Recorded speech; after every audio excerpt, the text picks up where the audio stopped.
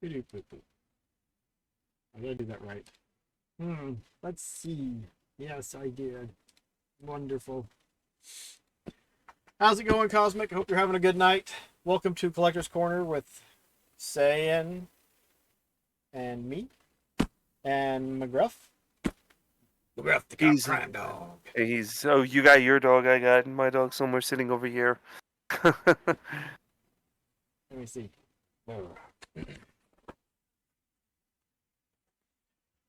I got a joke for you. Look at the puppy. Oh, so cute.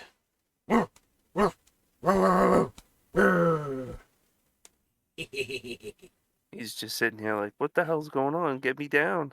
What is he on? Wow. Yeah, he's so needy. What do you call a cow with two legs? What's a cow with two legs? Lean beef. Oh, gee. What do you call a dog with no legs? What's a dog with no legs? Yeah, I know, but I'm going to let you take care of him. It doesn't matter. He's not going to come anyways. Oh, that's just mean. You need to go back in the corner. Oh, I like Cosmic's little dog emotes. There's the bad cool. jokes for the start of the show. Bad jokes, dad jokes. I don't know which one. But Cosmic, what have you had going on? What are you got going on saying? I know I had a busy day at work. Didn't get off until 7 o'clock, man. It was annoying. Yeah, mine was busy. Then I left. No, I was at work and then I left, went to the gym, came back home, sat, played Hogwarts for a little bit, and then yeah. Oh man. Yeah, I don't know I how you really fit like time in that for the game. gym. Part of that is we work 9-hour days Monday through Thursday. So we only work That's a 4 hours lot. on Friday. Oh, I'd rather have that. We're off on Monday, so I'm looking forward to this. Tomorrow, I'm just gonna fly. I have a meeting tomorrow, but I'm gonna do a couple of meetings tomorrow. But I'm just gonna fly. Tonight I'm probably just gonna relax, and then man, I wish I could do that. Eat lunch. Just ate lunch, then napped, and woke up and watched Foxy. Oh, Foxy's over with, huh? That works. Well, where's Foxy? If he's done. Oh, I didn't even see him raid anyone. And he doesn't rate us. And he doesn't come in and say, hi, guys. Look at my hair, you sad, sappy, bald dudes. I wish I had his hair. His hair, Cosmic has a full set of hair too. I unfortunately do not. I just I wish it would think all go. I'd even be, like, if all of this fell out, nothing serious. I don't want any, I've already dealt with skin cancer last year. Twice. I don't, but if it just all just naturally just fell out, I just went bald, I'd be happy even if I couldn't grow a beard anymore. I have to watch out for that too. That runs in my family. My I older am as brother still well. has his hair. Oh And no, I don't. he can grow a nice beard too. He doesn't grow it out though. Nope, I lost this when I was like 23. Yeah, I noticed it was thinning out when my daughter was like 3, so it would have been my late-ish 20s. We were taking pictures, and I was throwing her up in the air, and I was catching her, and they took a photograph of like her, so it was the back of my head, and you could see skin. I was like, oh, I didn't know that was there. There it goes. I hate shaving, Cosmic. I cannot stand shaving, and I have a tradition that once a month when I have to work with this customer, I don't shave as good luck. So for 2 weeks, I don't shave, and I kind of look like Owaz when I don't shave because my facial hair goes in really quick, and it's just I itch and itch and itch and itch, and it becomes irritating. Beard oil, boar's hairbrush, and then on the days when it itches really bad, what I'd do is I'd put water on my face and my hands, and then push it up, so you get the hair up and off of your face. And after 2 or 3 days, sometimes a week, sometimes I don't even go through that phase when I'm growing a beard. It's fine. Like last week, I had the itchy phase, and then it was fine. What's going on, Slippy? Baron? Well, we need to go ahead and actually get started because Slippy, you still up for joining us in like a minute?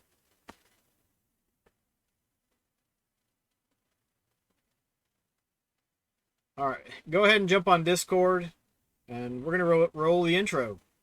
But we're gonna talk about the problems with collecting, particularly the problems that Sayian and I have run into with collecting. Oh wait, we gotta. Yeah, all right, we'll send you an invite or something, Slippy.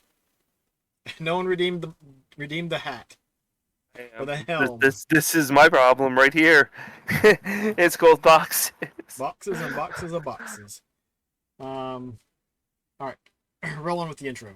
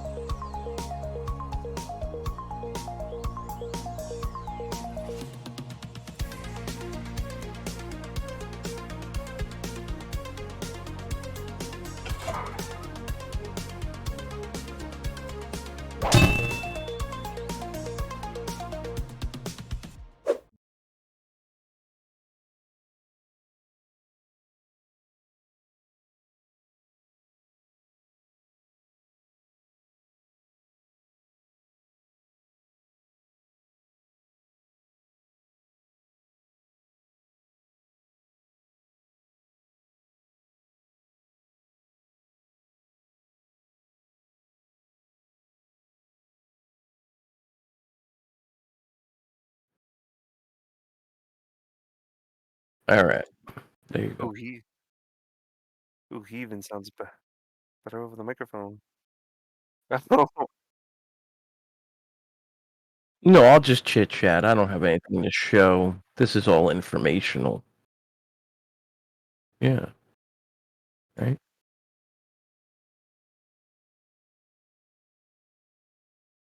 Nobody's on camera from what I'm seeing. Hello, everybody. Oh, then they're just looking at a blank screen with a scroll in the middle. Yeah.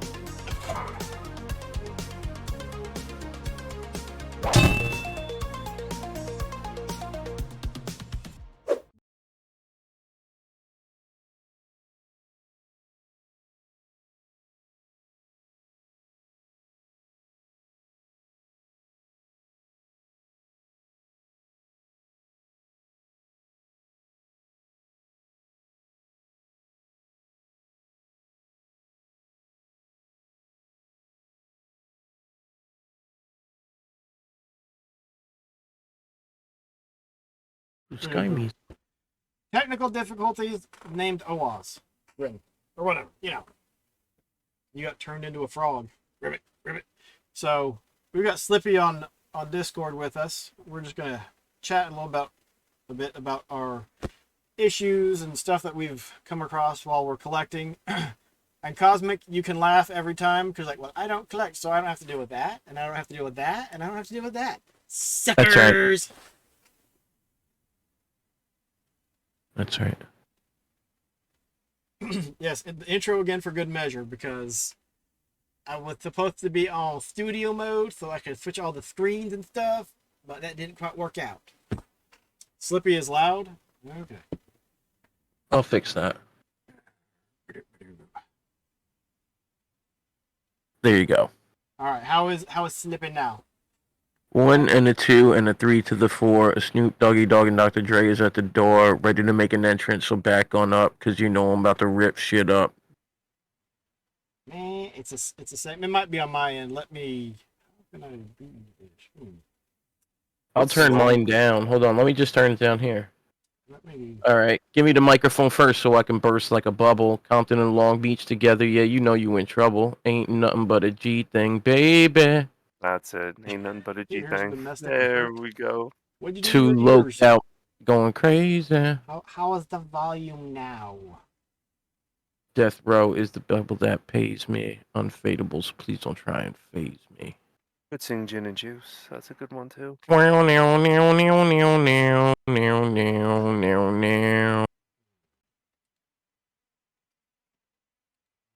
back. Well,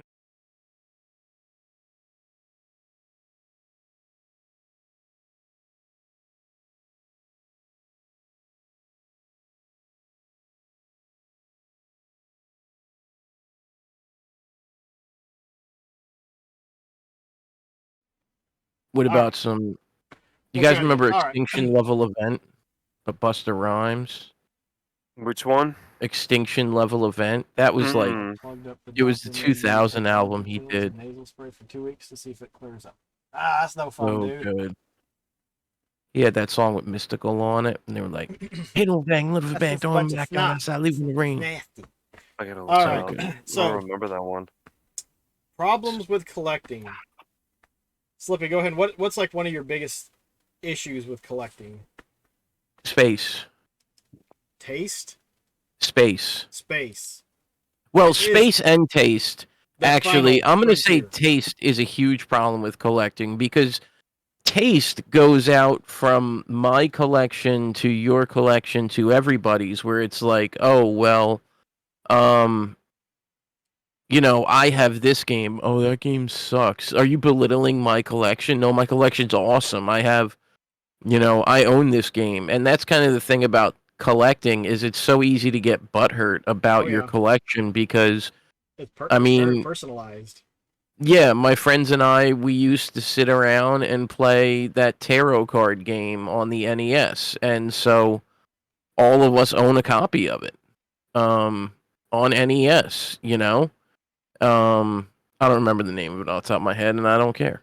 And so, be like, oh yeah, I own that game, and somebody else, that game's so stupid. It's not even. Why would you own that? And it's like, dude, it's my collection of stuff. It's not your collection, so why would you belittle it? Why wouldn't you just find something good to talk about? And that's the thing is like.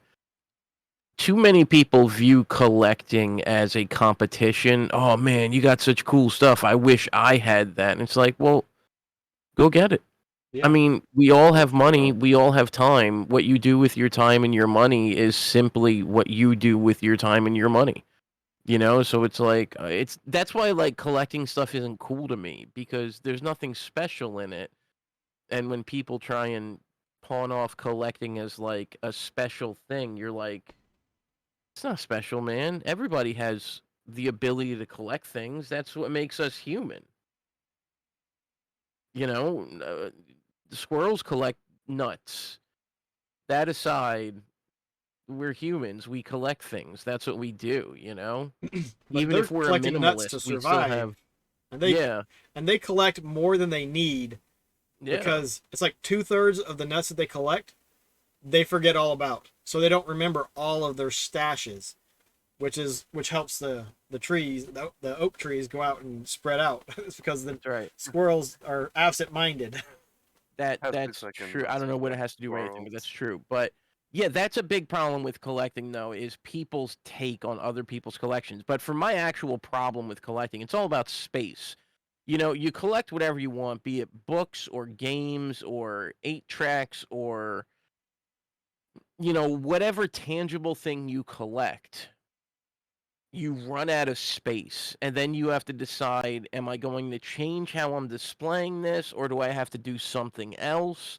Or what am I going to do with this exactly with my space? And I was watching a streamer last night named Mary Amber, and um, she does music, and she's a musician, and we're kind of friends, and she was saying how like she's talked to a therapist and discovered that she has a problem with hoarding. And so she's making a point of getting rid of and unloading things. And she said the way that, her therapist looked at it with her was kind of like how people collect things, which is you're at a period in your life and this thing is special to you in that period of your life. But when that period's over, it doesn't mean you don't like that thing or don't care about that thing. It simply means that you no longer feel driven by that thing, and so you don't collect it. You don't accumulate it anymore. And for some people, that could be clothes or hats or instruments or toys or video games or whatever. And she was like, the big thing is when you're done with that thing, that's fine, because we all go through periods in our life of this, doing this and doing that. And sometimes you just want to get rid of that stuff and start over. And it doesn't mean that you don't enjoy those things anymore. It simply means you don't have the space or be it in your life or in a physical place or, a time manner for it. And that's how I look at collecting is, like collect whatever you want, collect whatever you got. But the biggest problem is a physical limit of space. No matter what you collect, statues, toys, gum, whatever, you're gonna run out of space eventually, and then you have to make decisions about, oh, do I continue collecting the whole line and keep them in boxes now, or... And I feel like when it hits that point, it turns into a job, and it turns into a what's the word? A requirement or More of a burden. an obligation. Yeah, a burden, an obligation, because you're like, oh, I'm getting these G.I. Joe classifieds, and oh, they're dropping them 5 at a time at $30 a piece. If I want to get them, I need that money, So, $180 whenever they say they're dropping the 5. And on top of that, you're like, oh, well, I don't have anywhere to put these now, so I'm going to get a box of 5 big characters and I don't know what to do with them.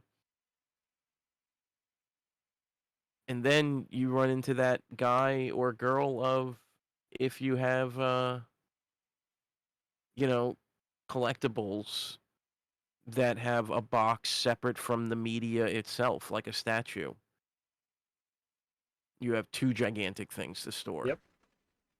And that goes, and actually is something to talk about. And I've got some pictures of, because I did some cleaning this weekend and rearranging.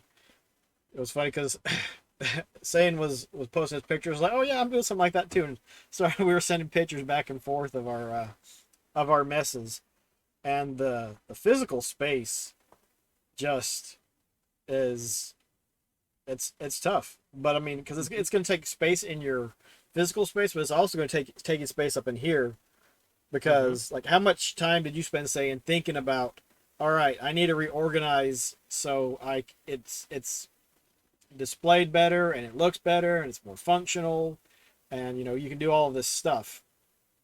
Desk took me 3 days. The But how desk much was time did you on it spend 3 before days. that thinking about it? 2 weeks trying to plan it out. Yeah. And then there's all the little time you spent, okay, what can I do with this and what can I do with that and how can I do it, and you're making your plans on how to actually move stuff around. Well, and that's one thing Cosmic mentions, collecting memories. That's part of the reason why, like, I think I collect, is because the memories I have with some of the stuff. But also, not only that, it's like, oh well, I can also, not, maybe it's unconscious, but think about, oh, I'm making memories with this. So when we go out I had thought about that yesterday. And that is that, like, memory. So the human memory is a very fickle thing, and an eyewitness is one of the worst, refutably, like scientifically, it's one of the worst pieces of evidence you can have, because an eyewitness memory is fallible. I might remember something as green and you say it's orange, and in fact it was red. I might remember a boat, there was no boat. I might remember this, that, or the other, and it could be true of anything. And so, like, what I realized is, you say, oh, that's a memory I'll have forever. And the truth is, you don't know what your memories are because you have so many that you've forgotten and so many that you'll still make. And it's like, yeah, this thing that I have elicits a specific memory in me, but sometimes it doesn't because that memory isn't there. I can't access it for whatever reason.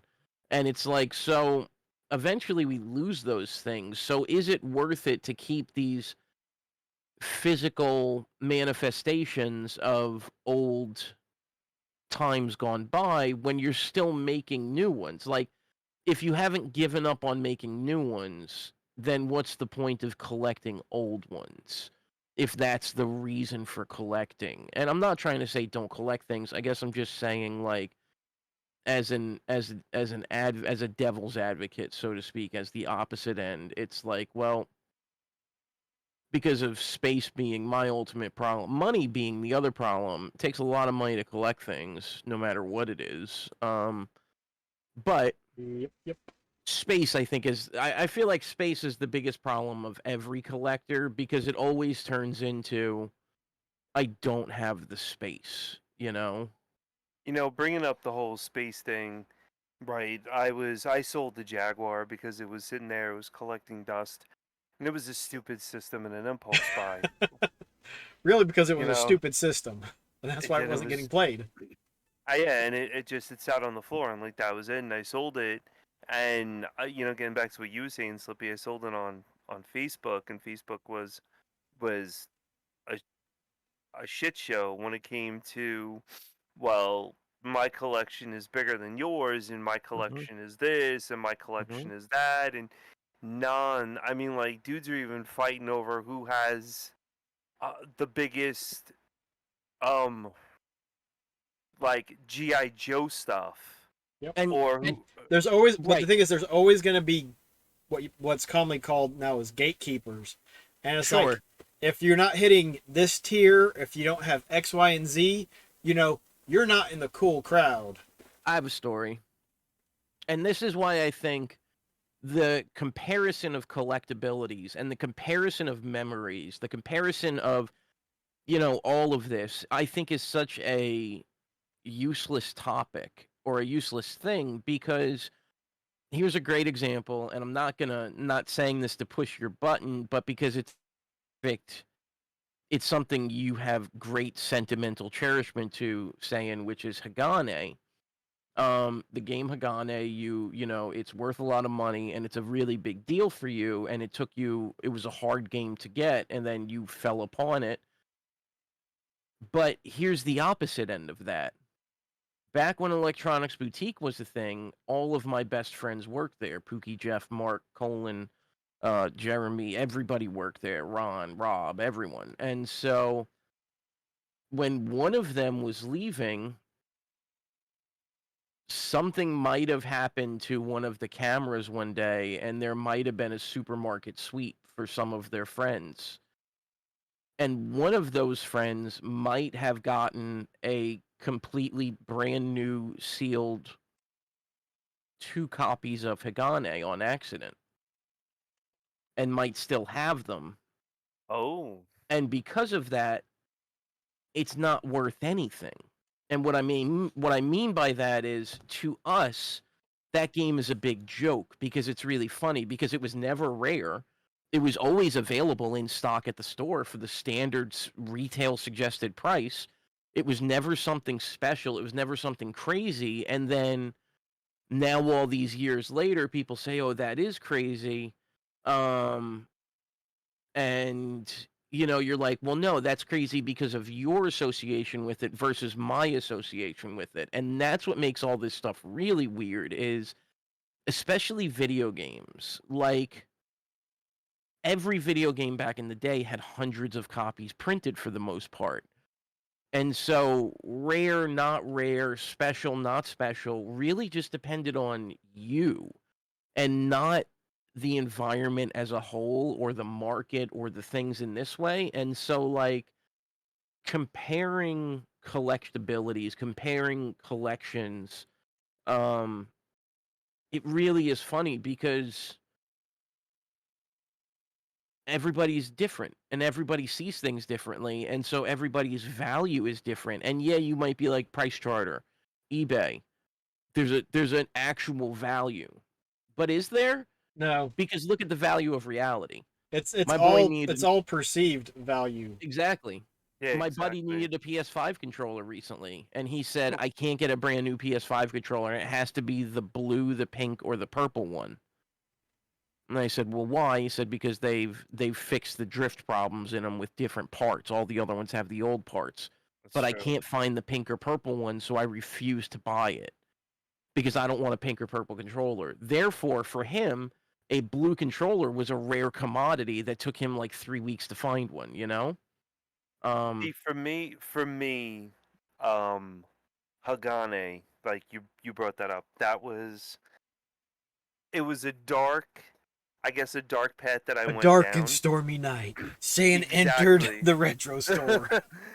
I I uh I was being in New York. It's which collection is bigger, and wasn't even that because like I told everybody I closet collect. But I mean, I got Hagane because I knew it was ultra rare. It's like one of the rarest games for Super Nintendo, and I was on a kick buying all the rare Genesis and the rare Super Nintendo games, and I have a collection of them and stuff like that, and it just even to this day, like I have it, and my Star Tropics that I have that my grandmother bought me is more important because it has my saves on it than Hagane. And I have Hagane, remind myself that it's it was a place in my life where I was at that time where I going back to if you guys ever saw Hackers, you were elite, if Mhm. you do this or this, and I felt elite by having this game. And then I come here to the Scanline Heroes place, and people are retro arcing and this and all this, and I'm like, crap, this game doesn't mean a whole lot of donkey duty in your hands. I mean, To it the really community. exactly, and it really was a very big enlightening and a snap back to reality as to, hey, you could pick up this game for $12 and it would be awesome to play, and it's $12, and or you could play on Mhm. RetroArch, and it was a huge snap, and I've seen it since joining Scanlines and hanging out with you guys and all this and Cosmic, and I'll be honest with you, You can admit it. It's Cosmic, all because of Knocker. huh? It's all his fault. Well, yeah, it's all Yeah. Knocker fuels a Ugh. lot of it, but even seeing like you, seeing Cosmic, Foxy, everyone, the whole RetroArch thing, I've really slowed a lot of my collecting down to, I would have to say, a very very big hole. And I've noticed that I'm very picky with things here and there. Yeah, I'll also throw something up, and I'll be like, "Wow, that game looks really cool," and I owe the SMS, and I would like to pick up an SMS game because I know nothing about SMS, and I Right. go to, but I've noticed a lot too, especially with Hagani and the other games I have. It it's really not important, and plus a big thing for me was, um, prices have dropped drastically, and on retro stuff, and it's not, it just doesn't matter anymore to me like that. I could throw a gate bump on RetroArch and play it and have the same fun as I would physically owning the game and it just sitting Right. on a shelf as shelf candy. Now, that's a big thing for me that I've really harped on since the beginning of The Mister. um, Scanline is the ability to. I don't care if you're collecting. I only care if you're playing.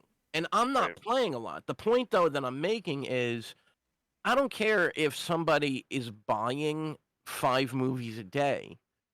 The thing is, are you watching a movie a day? I don't care if you're buying 2 books a week. Are you reading a book a month? Are you the point is, are you doing? Because there's a lot of people like myself has fallen into this. I'll buy 100 guitar pedals and not play guitar for a month.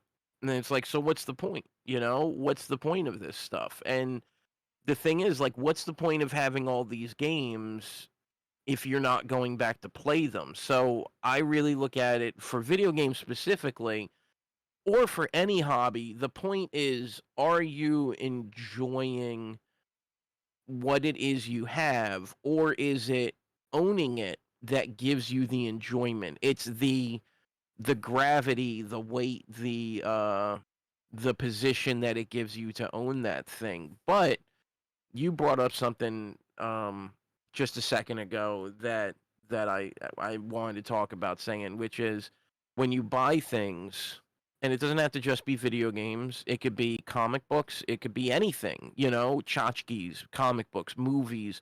Well, not movies, but vinyl. It could be hats. It could be shoes. It could be you know statues and toys and whatnot. And you say to yourself, because this was something that caught me as a youngin, as a 20-year-old person and younger, is if I buy this now and I keep it in good condition, I know it'll be worth a lot of money later.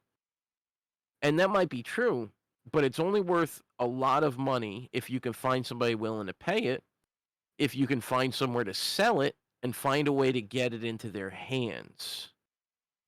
And unloading things can sometimes be difficult because people suck and because it's hard to get what things are worth or not worth if you're trying to rip someone off. But my point is, it's I think anyone that goes into collecting with the thought of, and this is a problem with as you get older and as you change. Now you said this subject tonight, the topic is problems with collecting.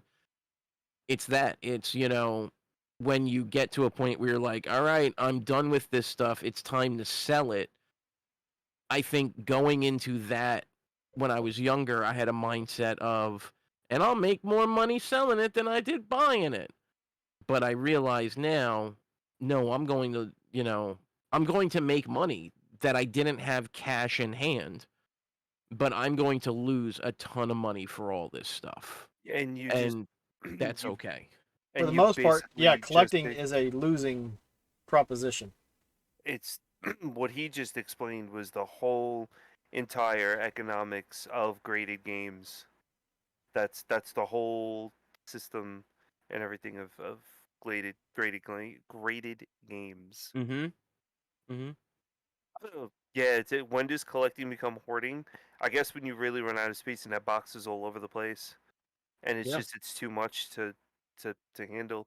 I bought the Atari Jaguar for, I think it was $300. And I had store credit, so I got it for two, and I sold it for, I think it was around 220. And I looked today on Facebook because I'm selling something now on Facebook, and basically the guy has the game up, Aliens versus Predator. He got it for 220 with the system, got it with everything. He has Alien versus Predator up for $65, just the game itself. Then he has the system up for $475, and I'm like, and the guy was like, I don't have money, I don't, and I felt bad, and I said, whatever, I don't You care. you just, you just wanted it gone, and so you're willing to take less. And he's looking at trying to flip it or whatever. But that comes in what Slippy was saying is selling this stuff. Yeah, you can go the route of eBay or taking it into a local shop, but it's like how much time do you want to put into Mm-hmm. letting it go? And so if you're Mm-hmm. willing to put the time in to hold on to it, yeah, you might be able to make, you might have been able to get the $300, but you wanted it gone, and so it was worth it for you to get rid of it at that Right. The price. games, the, And the that's how I'm looking at a lot of things today, is I just want to get rid of this stuff. I just want it gone. And Gracie says to me, but what about the memories associated with this stuff? And I kind of just say, look, I'm going to reach a point Click. where these memories don't exist anymore. And I'm okay with that. And I'm not trying to cling to this because let's be honest here, and I can only say this for myself. I didn't really have a great childhood. So why am I trying to cling to memories of that? Or, it's, well, as you're growing up, you started playing video games. I love video games. I want to have them all. They're like Pokemon, whatever. Is it? I don't know. I don't know. Now, Cosmic asked, when does collecting become hoarding? And we kind of touched on that Yeah. earlier. Mhm. It's when you don't have space to put the new things. When you buy things like, if I were to buy 2 more guitars, honestly, I could buy 1 more. If I bought 2 more, I would have to say, where am I going to put this thing? I literally have to buy a stand just for this new guitar. It's not worth, I'm now hoarding them because I'm having to fill space I don't have with something that I shouldn't put in there.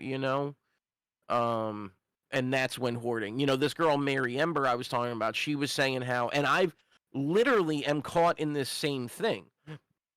She says there was a point where she went through a novelty hat phase. She has a kitchen cabinet full of hats. Oh She wow. said if you open the cabinet, it literally will fall with the hats. And the thing is, I have a good 30, 40 hats. I know Fan Fisher has 60, 70 hats. And it's yeah, when is enough for hats? You get one of each main color, you're good to go, right? But then it's the same thing. I have 15 or maybe 9 pairs of sunglasses. And it's that I got them for the idea of using them on stream. And then I kind of realized, no, this is just too much shit. This is stupid to have. It's just space I don't have for things I don't need. It's eh, funny you bring this, not to cut you off, but no, please. it's funny that you bring this up because I'm sitting here and I'm thinking about all of this, and it's just with Hagane and the other games I have, like Arrow Fighter and Crusader Ascenti, they and I'm thinking about it and I'm hearing you talk about everything, and I'm thinking about another streamer that we know that has a massively large, expensive collection, and really, what is the point of having this collection if it's going to sit on a shelf and no one is really going to see it? Is it my own self gratification knowing that I have it, Mm-hmm. or should I am I going to be posting? Oh, look at this! I can play. I played since I've been streaming on Scanlines. I had played Agane once on stream, and then that was basically the end of it. And then it just went into its little case and then sat there on the shelf. And is it the self gratification? Now, if you're running a store, and you're like a retro store, it's a big thing for a retro store to say, "Ooh, I have Agane, I have Sure. Musha, I have Crusader Ascenti," because they're big name games in the store. That's a flex for the store. It's a flex for the But store and something to try to get eyes into the store so they can actually see it and maybe even Real test it quick. out. But Wolfie just said, when you're not letting anything go, you're hoarding it. sure. And I think that's just a quick and easy. If you are unwilling or unable to get rid of something, you're hoarding Mm-hmm. it.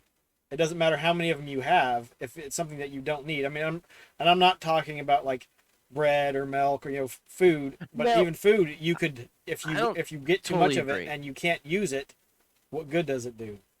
I It's don't gonna totally rot. agree. I have a guitar pedal in particular where 6 months ago I went through all my guitar pedals and I was like, all right, this is the ones I'm okay with getting rid of. These are the ones I have to keep. And now I'm going through and looking at them and going, you know what? I feel like the ones I have to keep are the ones I'm actively using, and all these other ones I can just get rid of. Before 6 months ago, I couldn't do that. It Yep. would have hurt me to get rid of some of them, but now I can. I wasn't hoarding them necessarily. It was just they had more value to me then. And it's kind of I guess what the big thing for me is when something no longer holds value is when you should get rid of it. When you have That spark something joy. exactly right. It's stupid to say that, but it is exactly right. It's when it doesn't have a purpose, it doesn't have a purpose in your home. And I think that is it. Now, and then Wolfie said, I see collections as an investment. And I was just saying earlier, I used to think that way too, but now as I'm trying to get rid of things, I'm finding I'm not making money. Now, But I I have still Slippy. do Have you looked at D&D what they're books. selling for on eBay and been like, oh hey, I could start an eBay store and I could sell them? Right.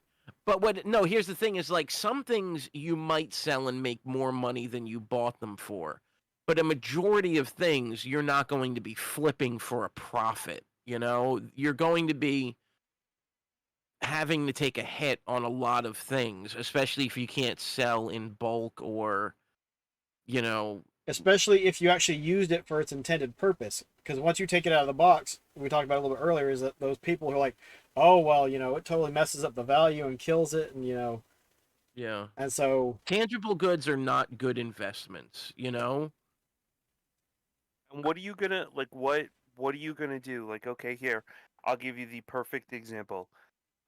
We all, I guess, a lot of us know Chrono. I mean, all of us know Chrono Trigger. Okay, I got Chrono Trigger. All right, I have Chrono Trigger with the manual. And Chrono Trigger was originally at 330, 340, whatever the hell it was. Now it's down to $210. The manual, I don't even know what it is. I don't care. Because I could give like two rats less about the manual, and so it's at 210 right now. And I understand because that's the mindset when I also like now my mindset has changed with those games and saying, okay, well they're an investment now, which is what Wolfie is saying. And I agree with him because like those games now that I have as an investment. But eventually what's gonna happen is what I'm seeing, that bubble that you have is gonna burst and these games are gonna come back down price wise to what they used to be or close to it. but how are they things you don't know what the future holds. You can't say what will or won't be an investment because you genuinely don't know. I mean, Beanie Babies were worth nothing, and then they were worth everything, and now they're worth nothing. which isn't And exactly 100% accurate, though. There are some that still hold a high value and are worth much more than what you would have bought for them 20 years ago. But the there's an exception ratio, to every rule. and I But what think, I'm saying but is, I think for most stuff, there's the ratio of how much stuff in that category is actually going to be worth something, and how much of it is going to be worth nothing. And so, it's like, okay, there's going to be very few things that are going to be worth more than what you paid for them. And most of right. it's not going to be, you're not going to be able to give it away. And we're I not think talking everything about has its individual time items here. for that. What we're talking about is collecting because that's what you guys talk about, right? Yes. So it's not about, well, I can sell this one item for this much money and make so much. It's about my collection as a whole. But we're talking about And investments, and investments you have to look at. You can look at the whole, and you can look at the individual stuff. And so, you can say, okay, yeah, I have a good return on investment on this Well, then, stuff, but not this all I one. I can mean, it's say the same as that playing stocks. right, but it's there. All you can say that is there's exceptions to every rule. Yeah. Everything has good and bad. Yep. So why? Yeah, I mean it. Okay, yeah, but so. But my point is that in the overall grand scheme of Beanie Babies, they're not worth anything Oh, anymore. yeah, I totally agree. And Like anyone you who could went in heavy say, to Beanie Babies, if they were what doing it about as a way of making money, lost their shirt. If they were right? And collecting because they liked it and enjoyed it and liked having the plushies, they can come out ahead even if they can't sell it for what they got out of it because their enjoyment that they got out of it, The enjoyment's there. it's up to them. I mean, the individual value is, it's all in the eye of the beholder. It's like we said earlier, it's the perceived value that that individual has. But if you perceive the value only as in monetary value and that's why you got it, then your collecting habits could right turn out to be a again, bad though, thing. what we're specifically talking about tonight is problems with collecting, and the problem of when you buy, you collect things and say it's going to be an investment, and then you come into the problem of I no longer want it, and I now realize I'm losing my shirt on it. Mm-hmm. I'm selling all this stuff at a loss where no, the reality is you're selling all of it at a gain because you had $0 and 10 units of shit, and now you have $10 and 0 units of shit. So you made $10. Yep. And so the thing is, like, all of it is at a gain ultimately. True, yes. But if you were to save your receipts and look at what you paid for all of them, and then go back and compare and say, like, oh, okay, well, maybe you would make more, maybe you would make less. My thought is 9 out of 10 cases, you would come back making less money for your collection unless now, and here's the thing too. I'm specifically talking to the 6 of us here. And as far as I know, none of us are rich. None of us collect paintings. None of us collect cars. None of us collect things that actually appreciate in a global market in that way, antiques and things like that. So my point is, yeah, there's some things well, that's not how that works. But for those of us here and the things that we do collect and the money we do have and the amounts we have, you really got to look at it and be like, well, I have a bunch of Funko Pops. When I reach the point where I say it's time to get rid of all these Funko Pops, I'm expecting to get like $1 for each one. They sell for like $14 new some places. Yeah, I know on $11. average it could be, especially depending on the size of your collection and what you collected. And I mean, that's the thing. Like you said, there's no way of knowing, and it's.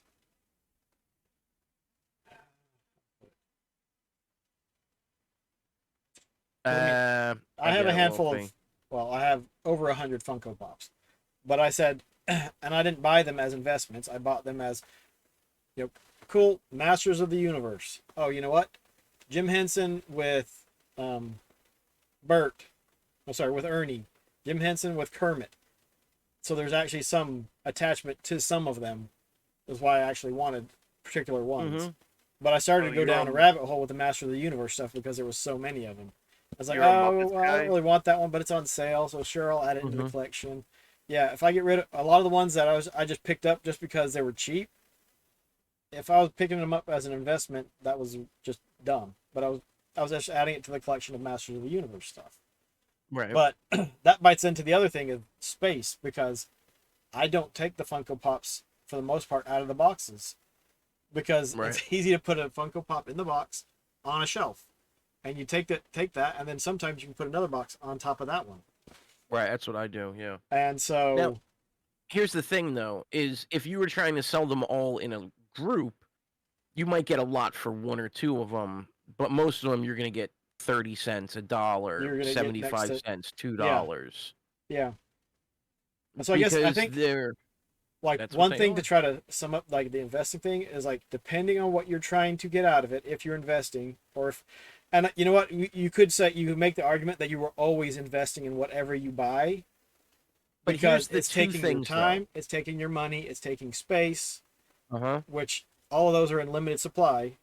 So you're investing something into it. But I guess it's, what are you actually investing into it, and what are you hoping to get out of it? If you're just hoping to get enjoyment out of it, boom, you win. As long as you're not putting yourself in debt and putting anybody in any kind of harm's way because of your collecting, a la hoarding. Somebody walks in the house and you have a wall of Funko Pops come down and they suffocate. But it's, you're investing in it regardless of how you're doing it. But the financial investment, I think, is where a lot of us, especially when you're collecting something that is popular, starts to creep its way in. It's like, oh, well, hey, I can make money off of this if I do this and this and this and hold on to it. But if you're just collecting to collect because you enjoy the stuff, you like looking at it, it brings you some sense of that spark joy, then you know what?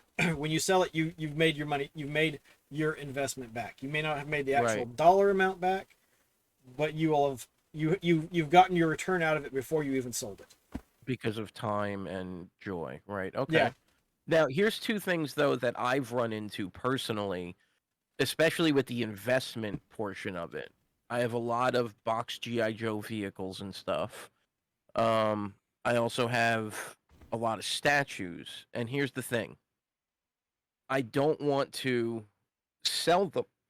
Excuse me. I don't want to sell them online and have to ship them because of they're fragile, like cold cast porcelain, or they're big, like these G.I. Joe dual vehicle box sets and whatnot.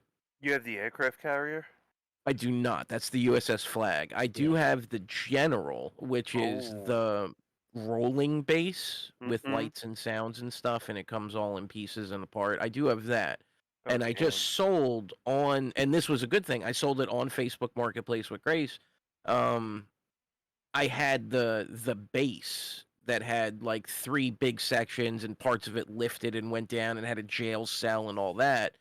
And It's I all sold about the that for base. all about the base. Yeah.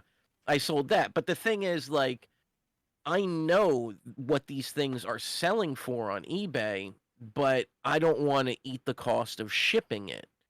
And as a buyer, when I pay for something, I don't think, oh, well, they're selling this for X amount of money. It's really X amount of money minus the $80 that they're going to have to pay for shipping. No, I'm looking at it as I'm paying $500 for this thing or whatever it is. I'm not looking at it as it's $420 plus $80 shipping. It's It's $500. 500 bucks. Um, so I'm not trying to do that. Here's the other thing: like vinyl records are a boom right now. If you Really? have vinyl records and you can sell them, like, and I don't mean like Thriller or Meet the Beatles or shit like that. I mean like video game soundtracks and really kind of more niche stuff like that. It is exploding. I mean, it's crazy how much you can get for some of these records right now. Yeah. But it's And my the point same is, thing with, like, there's you always have to that have little somebody that's buying. area in that large pie, if you want to call it that. There's always that little Right. slice that, for whatever reason, commands a higher price. Right. Well, no, and this is what I'm saying though is with vinyl records, it's just kind of like a blanket thing. If you have this niche groups like video game vinyl, I've seen stuff that's even still available from the websites go for ridiculous amounts of money because they know they can get it faster. That's And so crazy. it's like it's crazy, but the thing is like I don't want to ship stuff and deal with The hassle. sellers I can't see. Right. And so it's like, well, that's your problem. Yes, it is. And that's exactly what I'm saying here is in the investment side of it, if I can't find the buyer, it's a net zero in return. You know what I mean? It's a zero return. I cannot make money if I can't find a buyer. Dollars don't keep their value all that well either. Good point. That's why my friend Mark says always buy silver for gifts for people. That's very true. He does. He literally buys chunks of silver for people for every gift. That's one thing I don't understand is the silver and gold stuff. Because if everything hits the fan, what are you going to do with silver and gold? It You has might- something to do with how cost and You might be able to barter with and it, what the dollar is actually but- physically worth. It's a government thing. Well, it's all about a government number thing. but and how what that's like our money is no longer on the gold standard. Like there's no gold Correct. backing up our currency. But Correct. they're saying you buy silver and gold as a way of hedging your bets if things go bad. But Yeah. like, and I mean, I guess I'm thinking more of if things go Oh, I know catastrophically exactly bad, why. your money, your I know gold and exactly silver why. is I not have the going to be answer. worth anything because no one can do anything with it worthwhile. I actually I know the exact answer. Okay, this is the answer. What can you do with paper money besides spend it as money? You can burn it and you can wipe your butt with it. Yep, Okay. that's about it. What can you do now? But here's the thing: paper money has no inherent value. It's not even backed up on the gold standard. What it's backed up on is the common agreement that it is worth what we all agree it is worth. Yep. Now, we also have agreed as a society that paper money is only good in the locality that the paper money is printed. Therefore, that is the drawback of paper money. However, if you have a universal commodity, i.e. gold or silver, then you are able to, as an American white man, trade with an African black man in gold or silver because it's the same thing to you. Where if he has his money and you have your money, that money is non-transferable. You can't do anything with it. But if you had gold or you had silver, you could do that. You could use that anywhere, and in the same way, so could he. So that's why they say buy gold, buy silver, is because money money is a social construct, and not to be like that guy, but that's what it is. Money is a social construct, but But I'd argue so is there's silver and inherent gold. value in this shiny rock because that's just a human thing. So the construct, the social construct, is that money is only good in its locality, but the value in the shiny rock is good everywhere.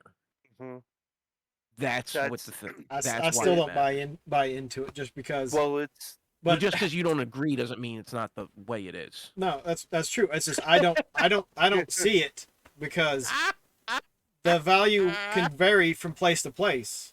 So you're not actually gaining anything from having gold because if the other person doesn't care about it, No. But then here's it's the worthless. thing. Here's the thing.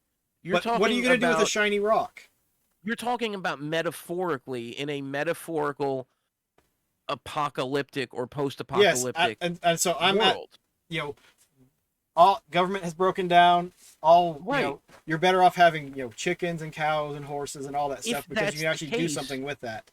I mean, I guess you with gold can and silver, you can put it in a slingshot and hit somebody with it, but Right, and at the same time, it could not be that way at all. But Yeah. you're purely I'm speaking going the hypothetical. extreme route because Right, and so I think it's going to be one or the other, or it's going to get to that point where somebody's going to walk up and be like, oh yeah, I have a chest full of gold, and it's like, yeah, well, so do I, because I had I had cases of liquor stored off on the side, and so I was able to trade for that.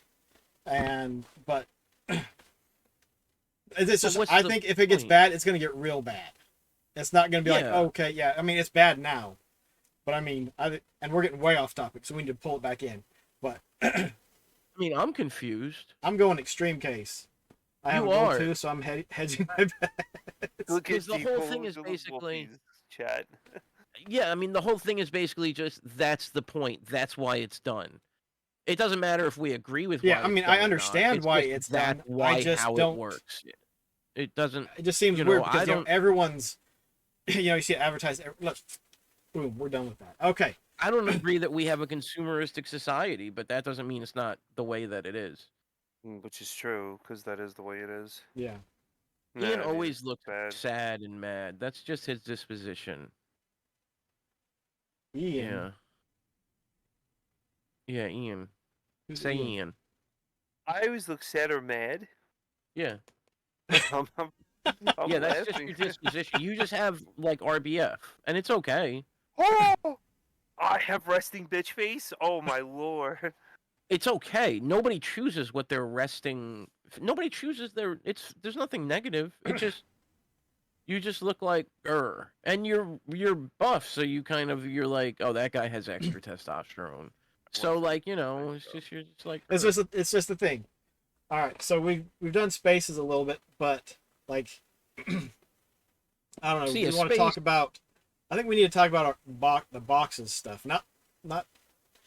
Let me see. I'm gonna pull up something. Oh, before. Well, that's what I was saying earlier about the boxes. Yeah. Well, I Oh, want to. Zane and I shared some stuff, and like I was sending him questions like, "Why am I holding on to this? I mean, Yeah. it might be a side of actual hoarding." But what were you gonna say, saying? I got to ask Slippy a question about the GI Joe stuff, right? Not to derail the whole box chat, but are those old 1960, 50, whatever the hell GI Joe dolls going for a lot of money? Those are the Barbie doll ones that you're Yes. talking about. That age. Yes. Some of them are. Some of them do go for a good amount, but most of them, it's kind of that thing of like, you can go anywhere and find that they have them, but finding complete ones, that's a whole nother story. Like, And finding that's where the loose money ones, is complete. yeah, finding true. loose, finding the kind of alone stuff. You can get like $30 for some clothes or $60 for a guy, or $20 for a guy, but maybe like $6 for a head. But then like if you have a whole set of clothes, like an entire Marine uniform, you can get like $150. Depending on the I didn't even uniform know and the that. head and all of that other stuff. If it's like So niche stuff yeah, that everyone's looking it- for and wants because it's collectible for whatever reason. yeah, like the guys and the clothes and the items, not worth a ton of money unless they're a complete set that goes together. Now what's Okay. really funny is you'll see people that are just like they have a set that's like 3 or 4 guys and then a couple pieces of clothing and then a couple weapons, and you might look at it and be like, oh, that's a complete diver, that's a complete airman, and that's a complete Navy SEAL. But they don't know that, so they have it listed for a lot less. So you could get that and flip it or do whatever. But the big thing is like, yeah, it's the complete and then vehicle stuff. Any of those, like, they had a what did they have? They had They had the motorcycles. World War II motorcycle, the World War II truck, the Yeah, yeah, big the truck, big yeah. truck. Yeah, and so like that stuff you can get money for, but like the Foot Lockers, Mhm. they're worth like $20, $30, $40 if you're lucky. Like they're not worth the space that they take up for what they are. Yeah, Um, the Munchkin Cuz picked we up a Foot Locker 2 years ago at Toylanta. She picked up three, and we're talking the 10-inch ones, or the 12-inch, whatever size they are, the bigger ones. wow. She picked up three of them, and actually, the deal with the Foot Locker was you buy the Foot Locker, you can fill it with the oh, that's miscellaneous cool. stuff that they had, and so she stuffed it full and got a foot. I think it's a wooden Foot Locker, and That's kind of cool. um, she picked up a couple other things, and it was she may have spent $30 to $40 for everything, but she got more than one complete outfit for all three of them, Right. and all kinds of stuff. And but it's just you find that niche thing that someone's like, oh yeah, that one's super valuable for whatever reason. Mm-hmm. Mm-hmm. It's crazy stuff, but But that's the big thing. If you can find complete stuff, because that's what people want. Yeah, the complete stuff. I want it to be complete. You So wanna talk about collecting? Ooh, you wanna talk about collecting and everything? Uh, I'll throw one out there for you guys. Magic cards. I have, I have Magic cards. I found a box about boxes. magic cards. Magic the Magic the Gathering. Gathering. Yeah. And I remember having those with my father and everything. My father has a Black Lotus, and Oh yeah. it's sealed. He put it in, I guess, hard plastic. Never played it. Whatever it was, he thought the car was rare, Mm-hmm. and he has it in a safe deposit box in the bank. And he says, "Oh, that's his rainy day. If I'm in, you know, deep shit over my head, that's the Hail Mary pass right there." If he's in dire And that's straits. that's the thinking of my father is that card and everything, and it just that's something like he just my and Wolfie, my father has a stamp collection too. I mean, just old mindset of collecting. He has boxes and boxes and boxes of stamps, and I mean gigantic boxes of stamps that I've had to help him move over the weekend, with from the storage locker to his house, and it is just a massive amount of boxes that you just dumped this stuff in. And he didn't even realize he had any of it until we started opening it up and looking. Wow. Yeah. All right, we're gonna look at some pictures from Sayin and I's weekend of trying to deal with our collections and straighten up. The first set is from Sayin. Some of you guys probably saw some of these, and like I'm just gonna go through them. If you want to talk about anything for a minute or something, just let me know. I mean, it's nice you got rid of that giant Horizon poster. The one that's sitting behind him.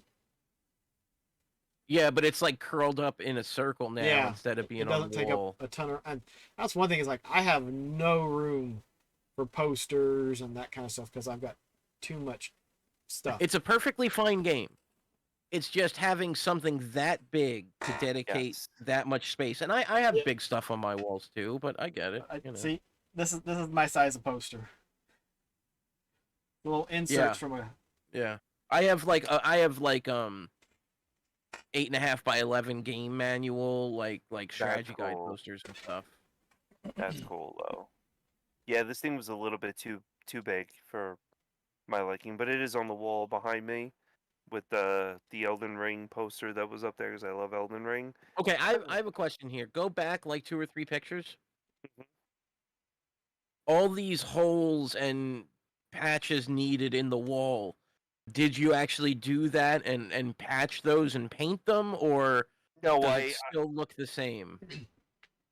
this is from when I've moved the room 3 times already because I have been inconsistent with moving. So I know like you're never I understand what you were saying that you're never happy with the way things are and you're always like either moving stuff or you want to move stuff or you're this because you're never happy with the way the room actually is.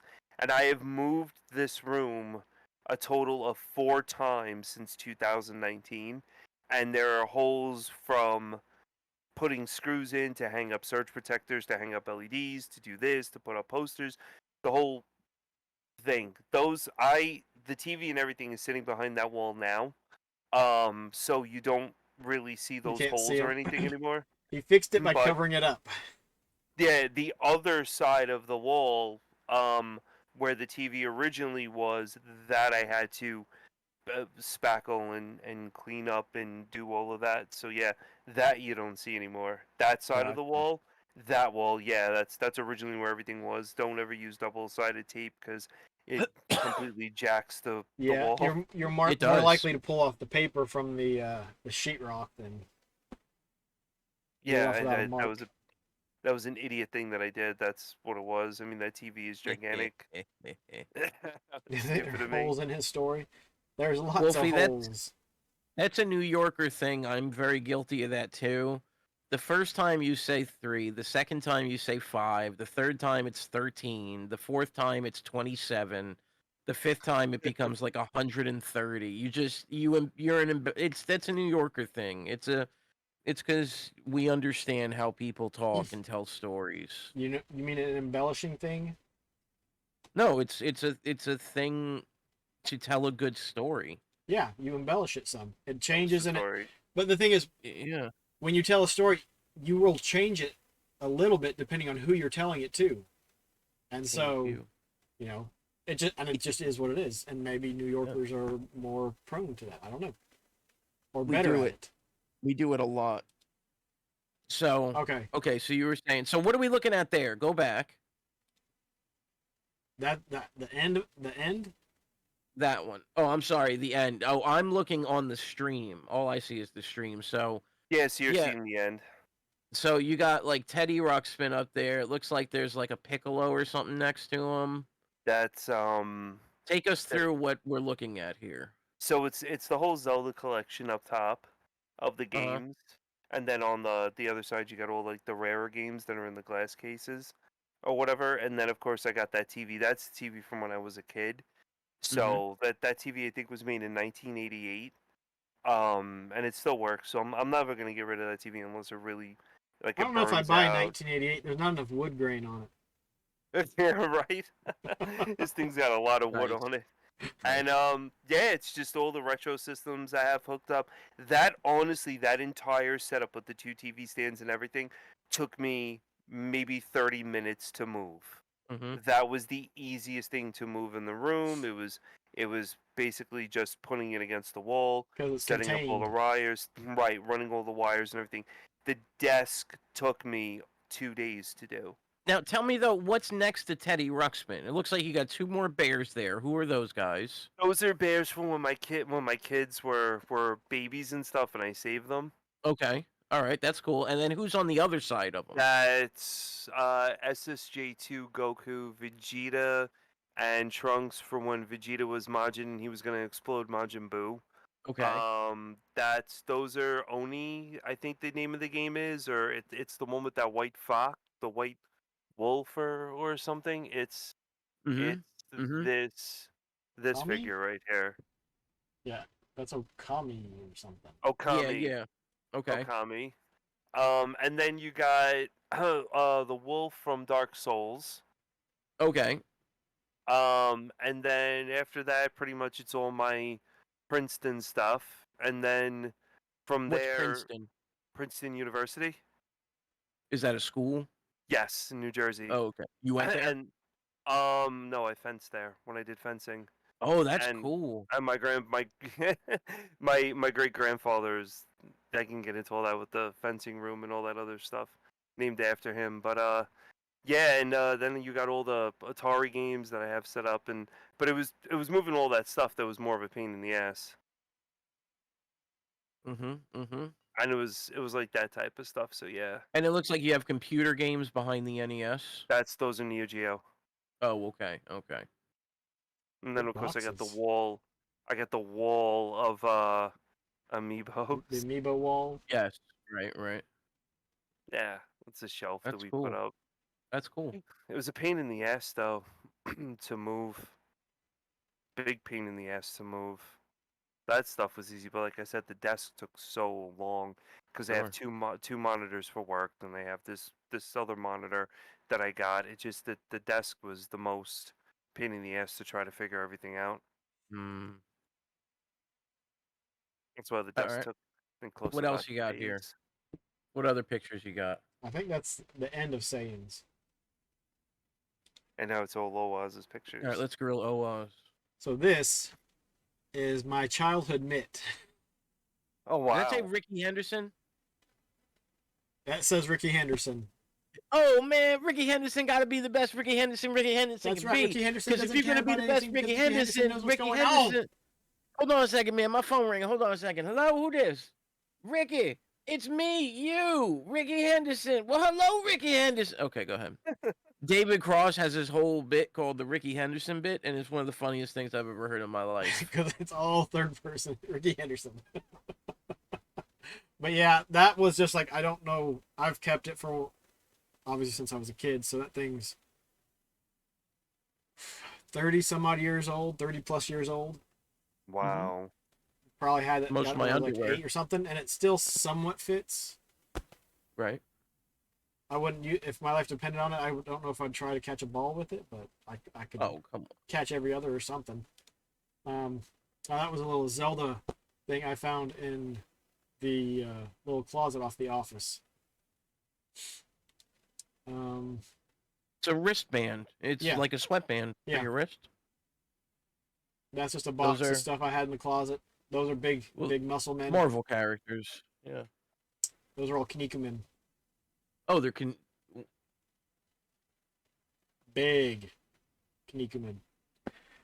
Like you're talking about 12 inches? Some of them. The ninja might be 8, but the Snegator. Did you remember might be a you little had more. those? Huh? Do you remember that you had those, or they just? Yeah.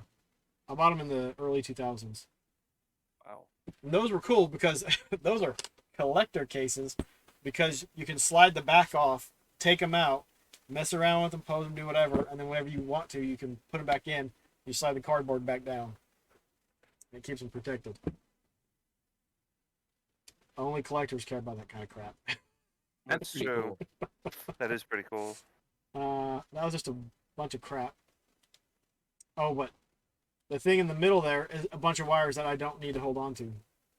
But I've got them just in case something comes up and I need it. Several boxes, like a half a dozen, maybe 9 or 12. See, and that's what you were going to bring up was all the boxes, and I have a huge problem with that because I have a half of an attic space. I have 3 attics, and half of one of them is filled with my boxes. Huge problem. You need to cut eye holes in that box, saying.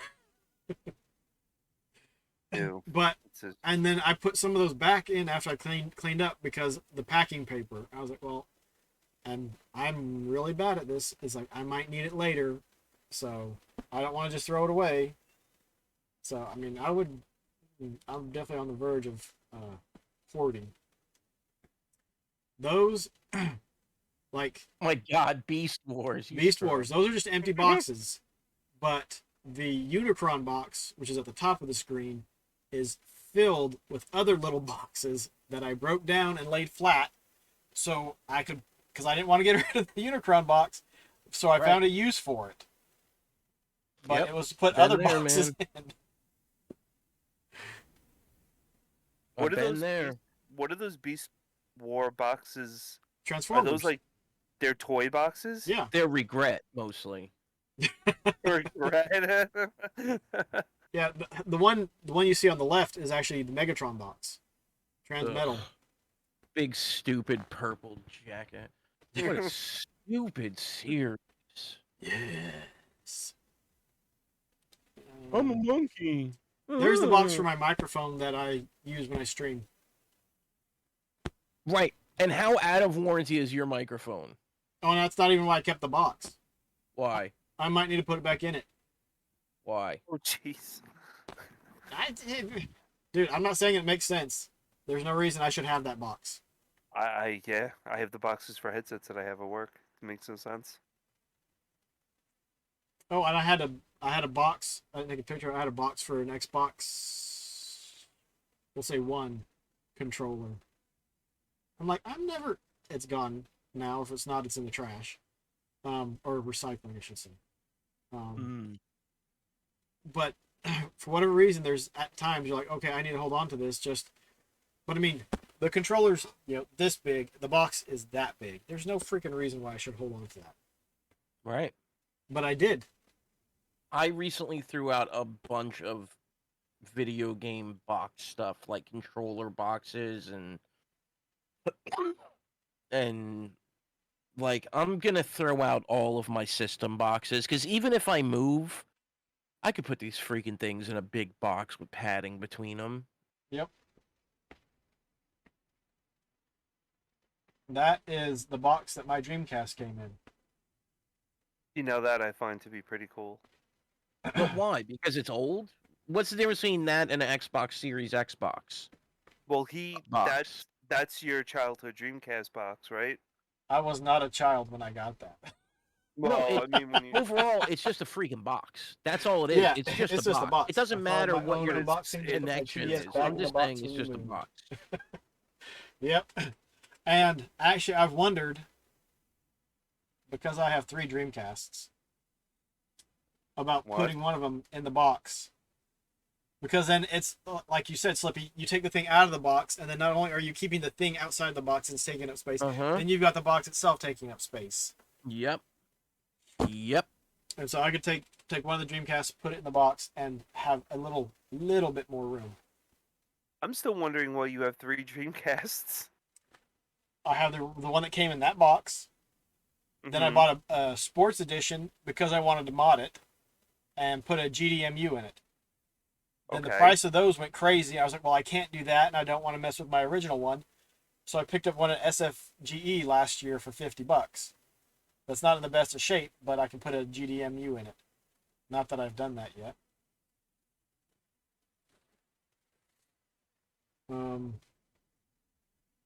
Wow. Yeah. I also have a Game Gear box. Did not take a picture.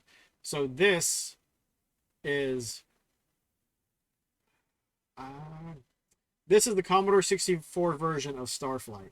So it's on the 5 5.25 inch discs. But there's the code wheel, and you can see the manual somewhat behind it and the registration card. That's one that just like has a lot of personal meaning because like I had a good friend when I was a kid, and I'd go over to his house on occasion and we'd play that game. And it was so much fun learning how to get through that game, because to me that's one of the best games ever made. There's cool. So much to do in the game, and if you actually play through it without knowing what you're doing, like, you will learn, and there's just so much stuff to learn, and there's so much history. There's like 800 some odd planets you can explore. Some of them will kill you when you try to land on them, but that's what happens sometimes. And so that's one that actually holds value and has sweet memories with it.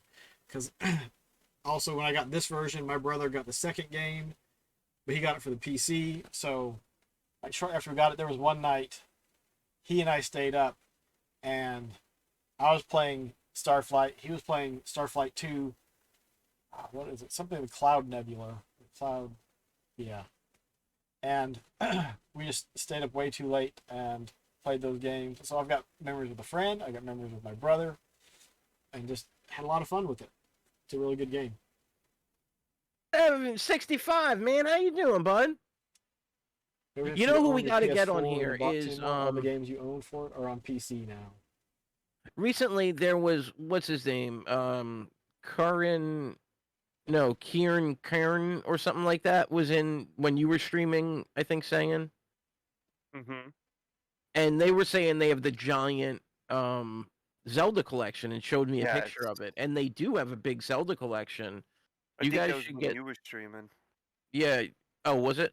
I think so. Yeah. Oh, okay. So yeah, Starflight DW. That's awesome. It's such a good game. But yeah, you should get them to talk about their stuff too. But yeah, like 65. What they're saying. What are you? What is that? Is that My Little Ponies? Because you're hiding a side of yourself. What's with the My Little Ponies? That was a birthday box. When we'd go to Target or Walmart, when the Munchkin was younger, we'd keep an eye out for stuff on sale that could be given to her friends when they had birthdays. Oh, that's a great idea. And actually, we had a double door closet, and it was almost full of stuff that we had picked up when it was on clearance. And I think that's one of the last things that's left of it.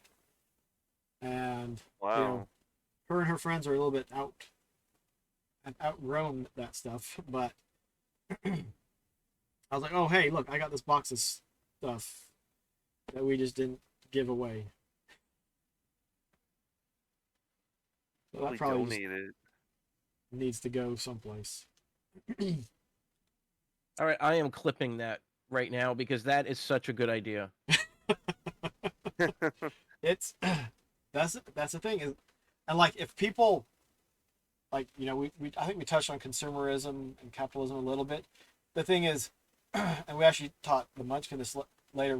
Like we'd usually pick up some of her Christmas presents after the Christmas previous year, and we would tell her, all right, we can go shopping after Christmas, and you can pick up some of the stuff that you want when it's 20%, 30%, 40%, 50% off.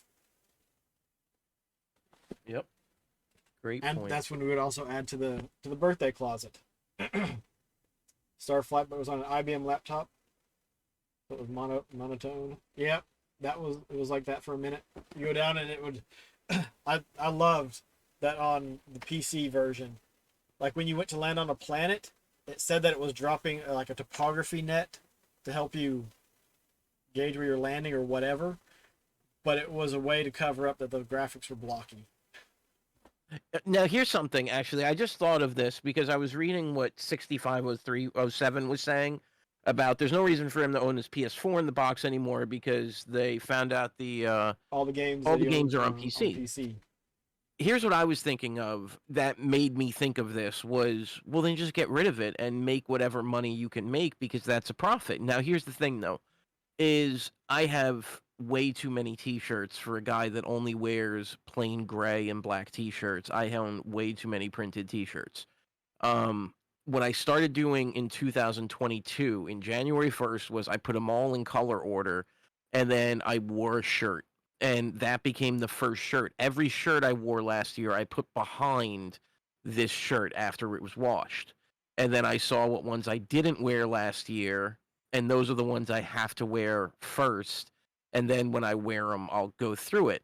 But the idea is basically that whole thing of if you haven't used something in a long time and you look at it and it doesn't spark any kind of thought or process or anything, man, get rid of that crap. Yep. I do something similar. I have my polo shirts and then I have my t-shirts and I pull from what is it, the right side of each of them. And so, no, sorry, the right and the left side. Because when new one comes in, they both go in the middle and they get pushed to the side as space opens up.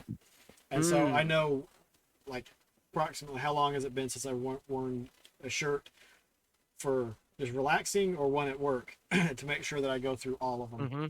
Because I like the shirts that I've got. I wish I could wear t-shirts to work all the time, but I actually have more t-shirts than I do that polo doesn't shirts. happen. But I have dress shirts. I have dress shirts up the ass. but So, it's a nice way, like you said, of making sure that you're using them, they're getting worn. Yeah. And if you decide, well, I don't want to wear that, take it off the hanger and you throw it in the box to Goodwill or trash or whatever. This is for the dog to play with. Whatever. Go through it. Okay. So the box on the screen TJ, is the Mega Constructs, off-brand Lego Castle Grayskull. Mhm. Now, last year, or the year before, I streamed putting that together. The Castle Grayskull yes, I remember is that. sitting over there on my desk. I've got it covered with a towel most of the time to keep the dust off. But I've got the box. How long did it take you to build that? It took, altogether, it probably took 7 or 8 hours. Couple quick questions. Have you thought of disassembling it and putting it away? No, Are you ever going to disassemble it? I don't know. You should Mod Podge it. To It's do a good idea. what? So it doesn't ever fall apart, and you could clean it. You Oh, and I could have to worry about literally pieces falling off and whatnot. you don't have to worry about any of that stuff. Mod Podge clears, it dries clear, and you can get it in both matte or gloss. So if you got the matte one, like you could barely tell it's on there, honestly. Hmm. Yeah, I use that Mod Podge for everything like that. that'd be a really good idea to do that, especially for something that Yeah, large. that actually makes pretty good sense. I It also would want to kill get your another one resale because value. it's like the 80s Castle Grayskull where you can close it or it opens up and you have that space behind it Mm-hmm. and you've got the levels and everything on it. But I want to get another one and fill in the other two sides and maybe build the top, or at least part of a top for it. But it's like, what do I need that box for? And it's not a small box. It's Huge. we'll just Yeah, say I'm 2 looking feet at it. long. I'm looking It's- at the box now. That is a big. It's probably box. longer than that. Wow. And we'll say 2 feet long and 18 inches tall and 10 inches wide. It's probably more than that, but it's a big box. You can rush into all your boxes. I do. Well, he was saying he does, and I think we all do to a degree. I even went so far as to make construction of my box tower easier, and storage. I went and bought gigantic plastic bins, like storage bins, and I fill those with boxes. And so I can just go and pull out the bins and say, oh, this one has these boxes, this one has these, this one has these, um, and then also when you're moving, if you do move, you have everything there. It's all good to go. You put it back in the boxes. But I have a lot. Yeah, exactly. Bankers boxes. Yeah. Yeah. Yeah. After this weekend, I was like, I need some bankers boxes because I can I can pay to buy boxes, pick up boxes so I can put Yeah. other stuff in the boxes. But with these, Exactly. I can write on them. I can stack them easier. Everything's uniform, and I can put on it. Okay, this is what's in this one. This is what's in this one. This is what's in this one. Mm-hmm. And actually, that's how I have some of my retro stuff. I've got one for the N64. I've got one for the Master System. I've got one for the Wii U and the Wii. And so I was like, all right, I'm gonna. But also in that process, stuff's gonna have to go. Stuff has to go because if I can't get it in the boxes, it's. Oh, and actually that just came in today, but it's. Method to the madness, trying to get things organized, and then hopefully like the shirts, if you're not wearing them, if you're not using it, You can buy, all right, can I let this go? Just get rid of them. You just get rid of it. Mm-hmm. Mm-hmm. Yeah, But my wife has a big problem with clothes. She has more clothes than she knows what to do with. I I think mean, that may be in general a woman thing. whoa, whoa. Yes. All right. So, Whoa, whoa, yes. yeah. So, yeah. That's those are good problems. I mean, yeah. That's it. I mean, when you have a giant box, you have to put other boxes in it, and Yep. like, it's a huge problem. And that box has 4 boxes in it Oh because wow. of I don't remember, I think it was over 3,000 pieces. And I mean, so each box was numbered, and the manual was like, okay, in box 1, pull out these bags, do this, and you'd get through all of the bags that were in box 1, and you put box 1 away, and then you grab box 2. And actually, wait, I think there was a box that box 1 and box 2 were in, and a box that box 3 and 4 were in to help keep oh them man. together. So that one came with boxes and boxes. All right, we're back to things. So That's that's the something. end of the images. Back to my mess. But I mean,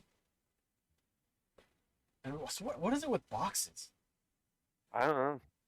I have these Zelda figures like you guys saw, and all these figures in here, and yet I have all the boxes for the figures, and I don't know. I guess I'm like, well, what happens if I want to, get rid of it one day? I'm gonna have the figure and the box, but why would I Hmm. get rid of the figures if I bought them because I like them? You So know, you think that, but then you're like, but when I look at them, they don't give me that same energy. They don't give me that same spark that they used to give me when I looked at them. Like I used to get excited when I looked at them. that's true. I mean, like I Yeah, have. and you can always take a picture; it'll last longer. Oh, that's true too. Those are Which good ideas. is something like I've started trying to do because you hold on to um, maybe some documents or Well, something because it it's a has collector's some thing. meaning. But if you take a picture of it, you can store it digitally in multiple places so you have backups. It takes up zero physical space. Well, it takes up a lot less physical space Sure, stored digitally. sure.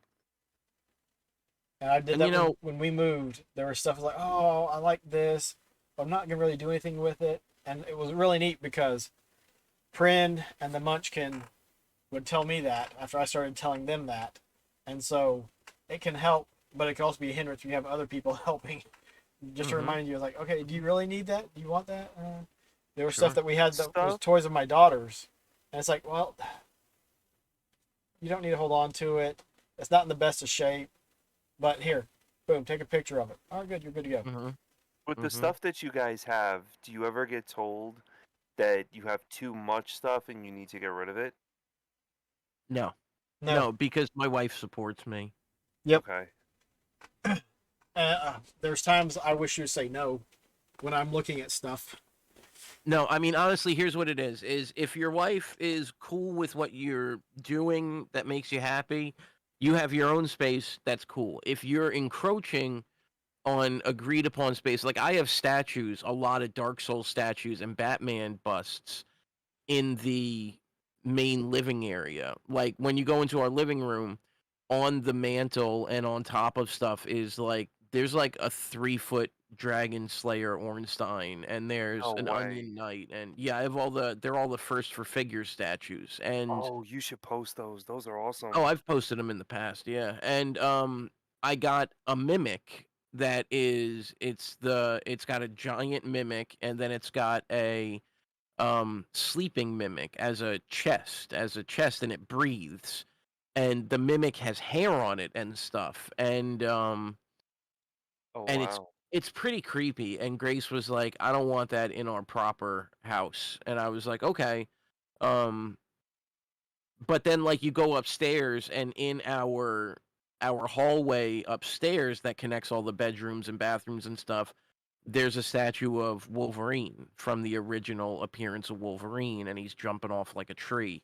And that's on like a revolving display case, and spins, and when you go upstairs, it's just there in the hallway. And so we have shared areas that I have stuff in and she has stuff in, and we're both okay because we like agree that it's okay to be there.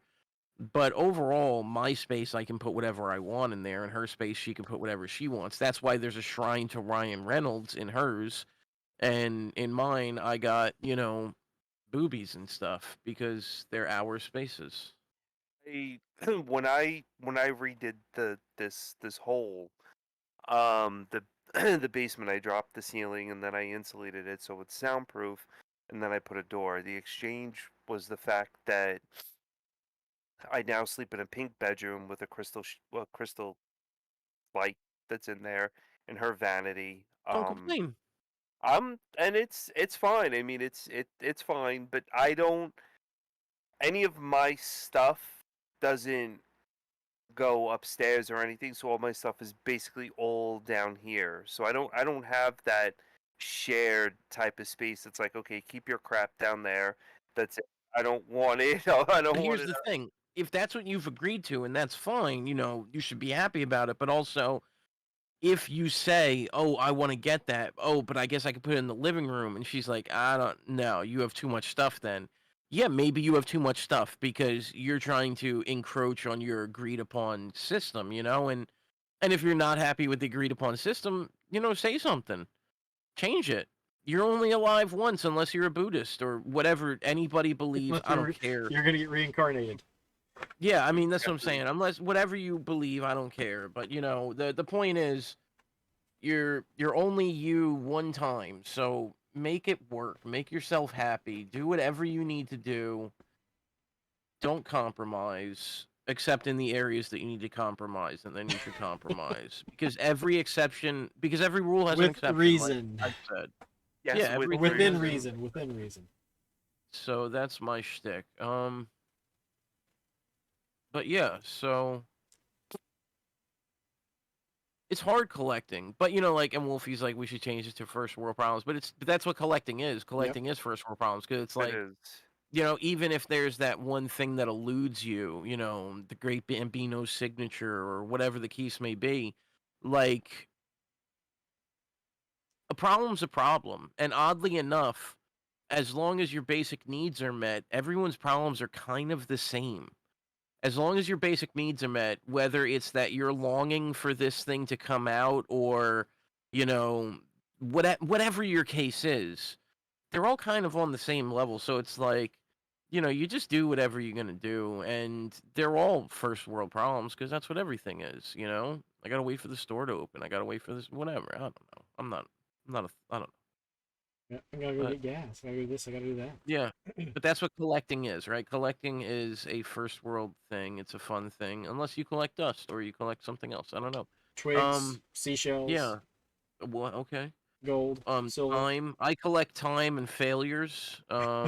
Because eventually I'm gonna hit the one that's not a failure, and then it'll be success.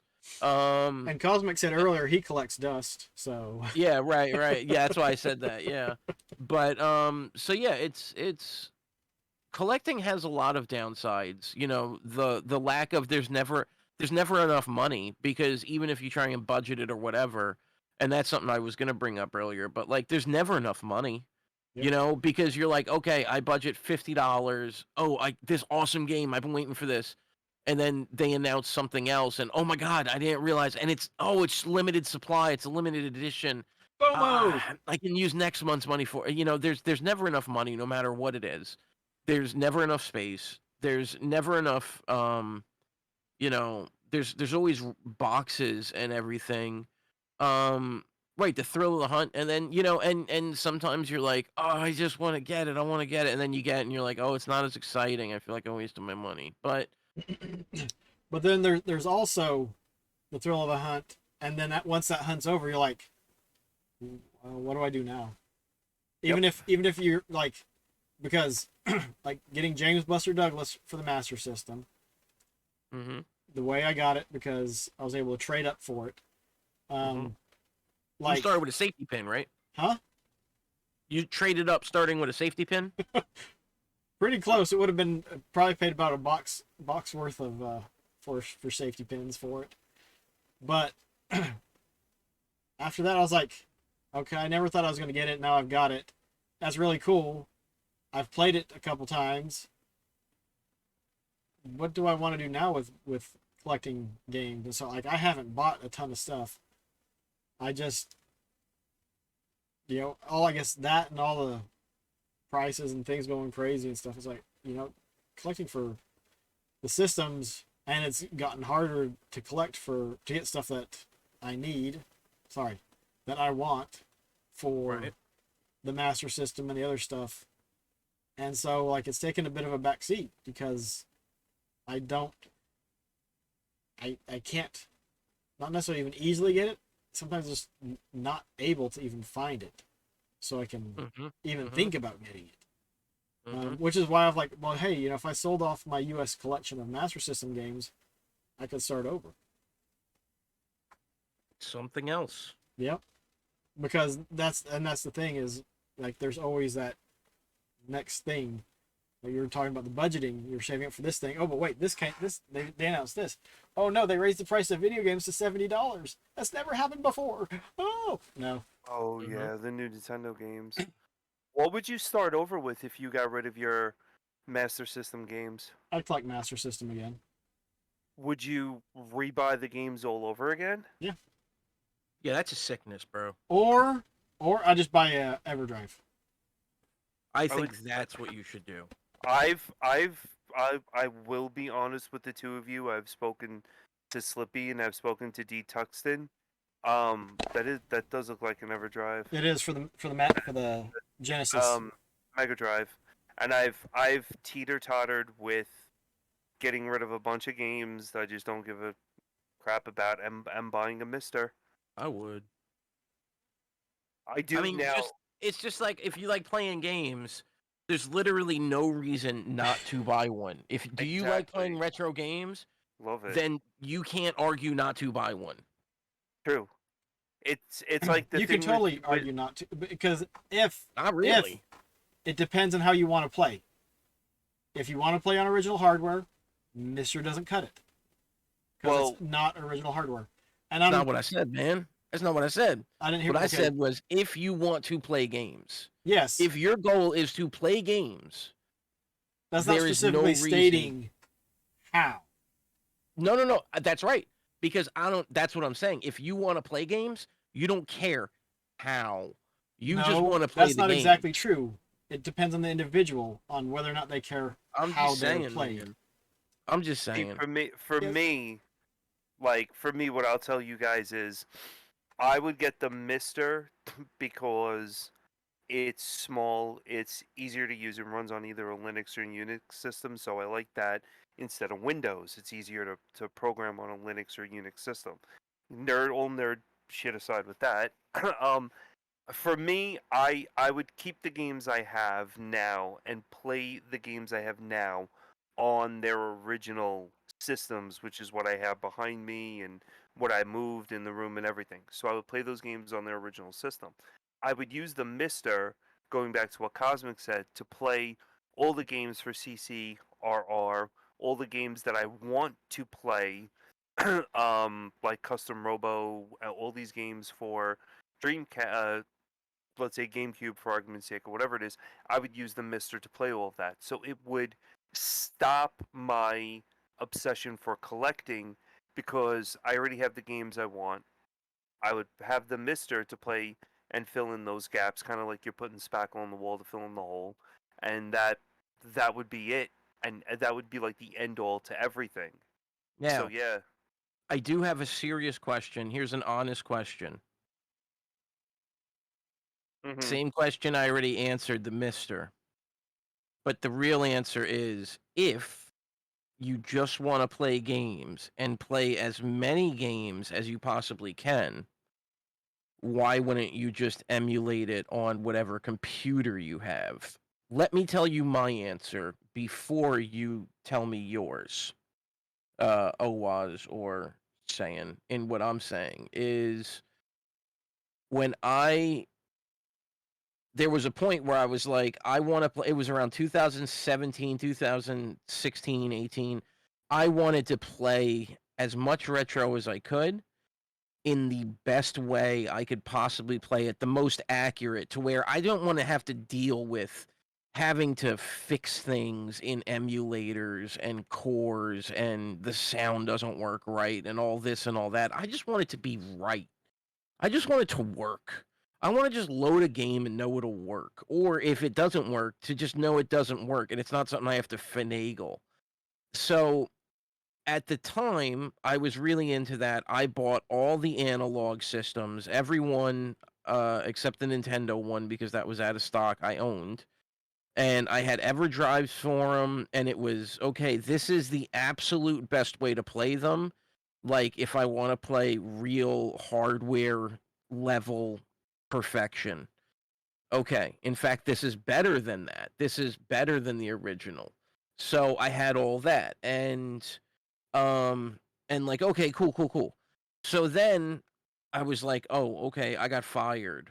And it destroyed me as a person. Like, I went into a deep depression and deeper than normal and all this stuff we won't get into. But the point is, I ended up selling a lot of that stuff because a friend of mine was like, I found out about the Mister, and I think it's better than the analogs and what we're using right now. And, we could get rid of the CRTs and it has filters, so we could, we'd clear up space with that if you want. Now, he still has a CRT, but he knew I wanted to get rid of my CRT because it was fucking big. Sorry. It was freaking big and it was heavy and this and that.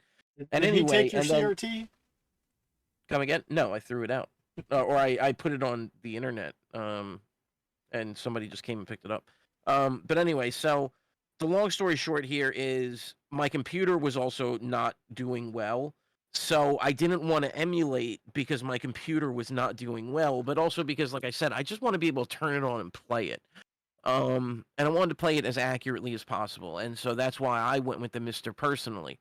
Afterwards, fast forward, retro achievements is not a part of the Mister because they announced when they were going to Retro Achievements 2.0 system, it would no longer be open source, therefore it would no longer be supportable on the Mister. So they were like, yeah, we're just not going to do this. So it's not. And then Polymega is basically the same as having a computer, but you have to load everything into it by having it in some way. So it's kind of a pain. But I don't know a lot about Polymega. I just know that I'm surprised it came out. My point is, knowing what I know now about RetroArch, if I didn't have a Mister or if I was doing it all again, I would just play emulators on RetroArch, and then I'd be playing all the everything as opposed to just what is on the Mister, which is a lot of new arcade stuff is not. So that is the answer to the question of why not just use a PC emulator like RetroArch? To my question, why not to you? If you're saying I'm looking at the Mister to just play games, why not just use RetroArch? I have RetroArch. I use RetroArch. I used RetroArch. I've been Then using why get a RetroArch a lot Mister? more. I would get a Mister because it's closest possible to emulating the games and the settings that they were made for. And to me, that's Does about that as really close matter as to you I. though? Yeah, I mean, if RetroArch has filters available and it feels just like playing the real thing, is it? It's all illegal, but nobody's making money either way. And Nintendo is at the point where they just fucking I'm passionate. They steal from their fans and then they release those on their original quote unquote consoles, the ROMs. And then you gotta have nerds be like, I'm sorry, this is actually Tony Paletasone's Super Mario Brothers ROM. I can tell because of the bit check, the SHA5 Or number. stealing the emulation code? Yeah. So the point is Mister considered legal? Yeah, No. everything's legal. It's what you do with it, you know. So um, I don't. emulation and real hardware. I know I can't. No, I cannot either. Cosmic. That's why I my can't. complaint was. Unless My you're an complaint was just I audiophile wanted to. or just If it hardcore. works. Yeah, if it works, then no, I can't tell the difference. But like when there's a cosmic problem, no pun intended, yeah, you can tell a difference, and you're like, hey, half the audio doesn't work. Hey, half the screen doesn't show. But Yeah. um, Well, and for me, I've done emulation. I did it a bunch, and it doesn't appeal to me anymore. yeah, It just doesn't. I like having the original hardware. I like using the original controllers. And that's just how I like to do it. But will I play emulators? Yeah, I use RetroArch to play some stuff. then you got to deal with the space issue. I mean, for the Commodore 64, it's with my disk drive going kaput. The only way I have to play any of those games is on emulation. You have Get a a mixer. Commodore 64? Yeah. Wow. You could probably fix the disk drive. Talk to Kitsune-san. He can probably talk you through fixing the disk drive. He's fixed a lot of disk drives on his NES Famicom disk system. And a disk drive's a disk drive at the end of the day, bro. Well, I think this one is bad chip because I've looked up the code and I don't remember what chip it is. But and actually, that's the error code. Huh? Yeah, because of how the lights blink, it's an error code, and you can look it up. And, yeah, it's not good. Not good. So yeah, that's. But yeah, for me, it's just it's at this moment. I won't say that I'd never get a Mister, but it just Mister doesn't appeal to me. I almost picked up a Polymega. I actually was sitting on the website the day the pre-orders came out, and I was just like, you know what, it's just too much money. I don't see the worth of it, except the Polymega just seems like a Mister with more steps. It seems like a less powerful Mister with more steps and a better looking interface. And I get it, the interface I get. I wish that the Mister had a sexy interface. But you know what? RetroArch, you can have a cool looking interface on that. So again, why not just emulate on RetroArch? You can use original controllers on the Polymega. You could use original controllers on the PC with adapters. I don't want to hear that. You can buy USB versions of them. They're basically the same. Oh, I've got a USB Saturn controller because I think the Saturn controller is great. I'm just playing devil's advocate. And I'm telling you why you're wrong. And I don't even know what the hell a Polymega is, so there we go. And don't just Google it. Just Google it. It's got a long history. My lord. It's an interesting device, but you basically can back up all of your games on it. It's an emulation machine that allows you to back up your games if you own the interface for that game that interfaces with the Polymega system. Yep. Master Welch uses one. That's correct. So if you have the game, you just take the game and it backs up the game, and you can sell the game and keep. You plop it in, and basically you download the ROM to the system. You pull it out, you put in the next one, and do the same thing. So then technically, Pookie bought a Polymega. We literally brought over every single video game from the Dreamcast and earlier, and spent like 3 nights just hanging and loading games into his Polymega. How big is it was so stupid. It has an SD card slot or micro SD card slot, so you can sit there and just swap out SD cards. The only good thing about the Polymega from seeing that you guys are telling me is that it's a space saver, and that's pretty much it. But if it goes down, technically it doesn't even save space because you have to have your carts, and most people are gonna take their carts, plug it in there, download the ROM, take the cart, put it back in the box, or put it in whatever, and put it on a shelf. Yup. The biggest thing with the Polymega is it can save the wear and tear on your cartridges and your discs because you don't have to actually use them. But now for the Polymega, like if I get, let's say I get the Polymega, download everything, get rid of my entire collection, and it blows up, or breaks down, I'm SOL. Yep. Because that's why you don't necessarily get rid of your collection. So. Wow. But I think the thing is, it appeals. A big section of the people that it appeals to is people that have large collections. They can download all their games to it. Yeah. And then they can put their games on a shelf and leave them there, and they don't have to mess with it anymore. My big thing, and so I've gotten off of track of what you guys are here and brought me here to talk about, which is with this whole emulation Polymega thing and Mister. The point is though, Yep. Yeah, with having collections of stuff, it's really hard to find the space, the money, and then Sometimes it's the time to enjoy it. As I get older, I look at things I've collected, which is mostly the toys. I mean, really, most of it is just toys and statues. And I look at it, and it just doesn't. I just kind of look at it, and I'm like, yeah, that was cool. That was cool. But I'm like, if it wasn't there, I'd still think of this stuff. I don't need this. Yeah. That's why When in you some cases a picture will more than suffice. when you look Yeah. at your GI Joes that you have, like, do they Oh, I make dig my you GI happy? Joes still. Okay. I do like my Okay. GI Joes and my Transformers, but still, like I have almost the entire War for Cybertron line of Transformers, and like some of them have the upgrade kits on them, and I'd probably sell the whole lot if I could find somebody that wanted to buy the entire toy set from me. You do own the whole Street Fighter collection of GI Joes, right? No. I only have Bison because he's the only one that matters to me. But the only Okay. thing I own, like really have all of, is the War for Cybertron toys. And I mean, they are some of the coolest looking Transformers ever, in my opinion. And if I had a space to put them out, I would put them out, but I don't have a space. That's always a problem. Space. The limited frontier. I agree with what 6507 is saying, but I understand why you're saying that is different because it's going from analog to digital. But the point is, they're backing it up so that they don't have to use the original, so that they don't hurt the original because they care about it. That's the point. But if they're recording it to lossless, it's like, why not just get it? No. That's not the point. The point is why they're doing it, not how they're doing it.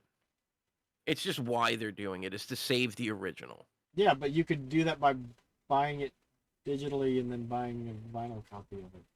It's not what it's about, though. I understand. I understand. The thing is, like, we don't all get or follow the reasoning for why people do what they do. Well, right.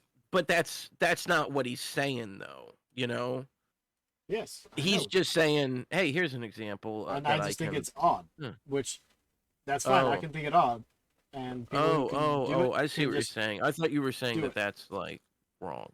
I'm sorry. No. I was standing up for the little man. If you, in my opinion, you can pretty much do whatever you want as long as you're not hurting Yeah. anybody or hurting yourself. But what True. if you are hurting yourself and that's part of your thing? You like that? Then you just seek medical help. Well, mental help. That's funny. All right, I was just kidding. So yeah, so no, that's good stuff. I would love to see those first for figure statues that you have. You've posted Yeah, some they're on your Discord. on haven't my you, Slippy? YouTube actually. YouTube.com/4Slippy or Spiderslip. Oh, look that up. Those statues are It's cool. one of them. It's like there's actual videos of me walking around the house with all of them.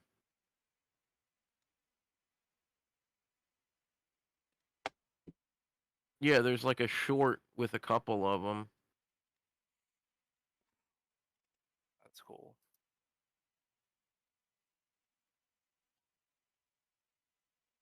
Turn on BPN gaming. I think emulation or hardware are both good. I just prefer hardware and an overdrive because I don't have to play with settings and I turn the console on and anything I throw on it just works without using any effort. Right, and that was my exact point, BPN, of why I went with a Mister over emulation at the time. But then, knowing what I know about RetroArch, which is basically, if I put it on, it's going to work well, and if it doesn't load, I just need to load a different core.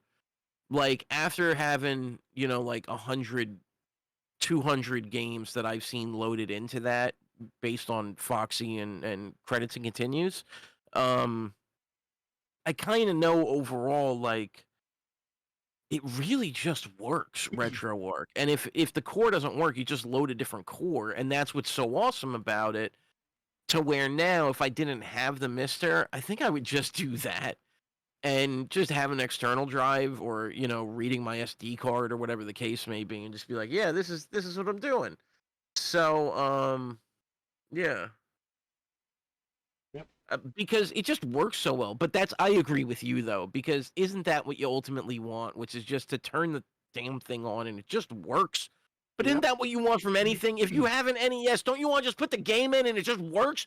You don't have to take it out and scrub it with the bleaches and the white clear thing that smells like gin, and the Q-tip and blowing in it, and then using the chemical cleaner, and then using the special thing where you got to pour the stuff on that you can only order from Nintendo for some reason. Then you got to put it in the system and you swish it around, then you pull out, and that thing never works. And then you're like throwing it out, buying a new 42 pin connector, and like so. Sometimes that doesn't just work either, but mostly it does. But that was a special problem with the NES because it wasn't. Well, the original NES was not top loading, and so it introduced an unnecessary problem. All right. You guys talk about collecting. You guys are collectors. How about this? And this is the perfect example of what I could say is rare or not rare. I have never in my life known somebody and seen them owning a top-loading NES until I got on Switch. Those were white gold. They just didn't exist. Uploading NESs? Yeah. Yeah. They just didn't. Nobody had one when I was a kid. As an adult, all I my almost friends, bought one when I was everybody has the lunchbox. close to to buying one, and instead I bought Lethal Enforcers. I'm just saying it's a weird thing about like what is rare to what is common. You know. Right, that's exactly right, BPN, and that's the days I was stuck in. I have a top loader NES. I just didn't know. Right. The controller's weird as hell. I also have the regular Lunchbox NES. I don't even use the top loader. Well, no, my point NES. though is just it wasn't until I got on Twitch No. that I met people that even had Yeah. one. It was just a fairy tale thing to me because by my age, in my age group, and with the people I know and talk to, the top loader came too late. We all had our originals. Super Nintendos and everything else, yeah. Well, by the time they came out, like, I think the Genesis and the Super Nintendo were both out. So most people had actually moved on, and like the top loader and the dog bone controller were the NES's last gasp of breath before it. yeah. That's true. I want a Gen 1 Sega CD because I wanted that the Tower of Power. And actually, I don't care if it works because you can buy an EverDrive that will replace the CD. You know what's really funny is my friend Jeff, he's the guy that I've posted pictures before in the stream of. He basically built his game room, and it used to be he had like a faux arcade cabinet, and like he had multiple CRTs with the different systems, so they're set up to their best picture qualities. And he's one of those people where like, I mean, honestly, like everybody that talks about like I just want it to work right and be right, like I can't hear the difference or see the difference. He can. Him and my friends, like I can't tell that stuff, but him and my friends, they can look at a game and be like, yeah, this is running at 43 frames. This is running at 30. This is running at whatever. It's missing the second part of the audio channel. They can tell you what the modes mean in the background stuff. Like they can tell you what the chips are. They're fucking nerds. And so he switched over to the museum, and he got rid of most of his systems and stuff because he went to a Mr. Also, and he bought miniature versions of all of them. And they're exactly like the real things, but they're miniaturized. And so he has a miniature Tower of Power. He has a miniature Japanese Dreamcast and Japanese Saturns. And they have little controller cables and everything, and they're freaking great. And they're really cool. Yep. Switchers are the way to go, BPN. I don't have 24 hooked up, but I've got 12. And it's a mess that it can get into so that I can easily switch between them because mine are it's composite or HDMI. But I did pick up a component switcher, which I was hoping to get to work with the Commodore 64, so I need to mess with that one some more. But And mine are all 15. generic ones, but I've got my composite switcher. It runs into an HDMI, a composite to HDMI adapter. I don't think it does any upscaling or anything. I bought it because it looks like an N64 cart. It was like $10, but it works. And so that runs Oh, into I the know the one HDMI you're talking switcher. about. The HDMI switcher runs out to the capture card, and the capture card goes from there. I'm on RF. I'm on coaxial. For the Atari, I have to run You have to. coaxial. You have So to be. mine's coaxial But it's the same to with the SG-1000 and the Sega Mark or the SG-1000 Mark II. coaxial. Yeah, it's RF Yeah. only. Yep, I have to run RF, and then like the RF goes to a converter. Like I think I have 18 systems hooked up that I could change to at all times But if I want to. when I have to do the RF, then it's the game system to a VCR, from the VCR to the composite switcher, because I don't have anything that can take that signal. I wish there was a small box you could get, but oh well. 2 retro tinks, For 1 to capture and 1 to the TV. Real janky composite mod I did a while ago. Heavily use Your coaxial with all the stuff I have plugged in. I get insane interference. I had to mod your Atari to composite.